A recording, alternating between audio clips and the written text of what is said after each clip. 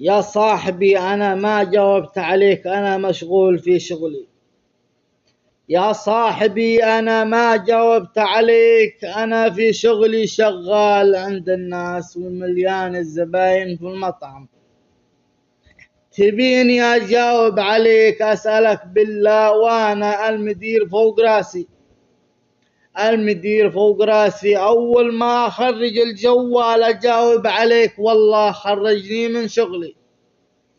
يا صاحبي أنا كلمتك وفهمتك، لا تتصل بي وقت شغلي. أنا كلمتك واتصلت عليك، قلت لك أنا بفضي في آخر الليل، دوامي للساعة 2، دوامي للساعة 2 أخلص دوامي وراح أتصل عليك. ليس عاد الرفاس والمرفسة. تحقدني ولا تبي تخرج شغلي ولا تبي تخرجني عن عملي؟ هذا حقد ولا محبة؟ أسألك بالله. أنا كلمتك بس أنت ما سمعتني. الحين أنا بدون شغل، لا سب راسك، خرجتني من باطل الاتصالات والرسائل. طيب الحين وش تبي يا الذي خرجتني من شغلي؟ أسألك بالله ما تبي. أقول حسبي الله ونعم الوكيل من بعض الأصحاب. كل واحد شغال إلا يرفض صاحبه. يا أخي أنت متعطل على عيني وراسي.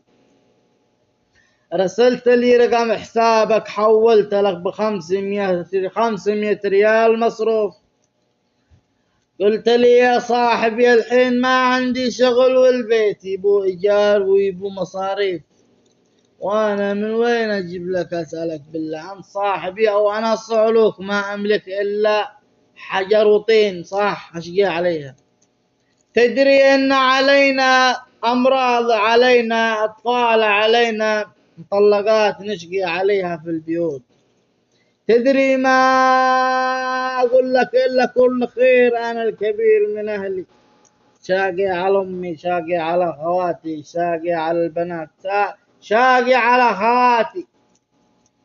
وجي تبلش فيني وتقول لي حول لي. يا صاحبي أنا راتبي 1500، أنا راتبي 1500. وتحياتي لكل واحد. شوف الفيديو. سلام.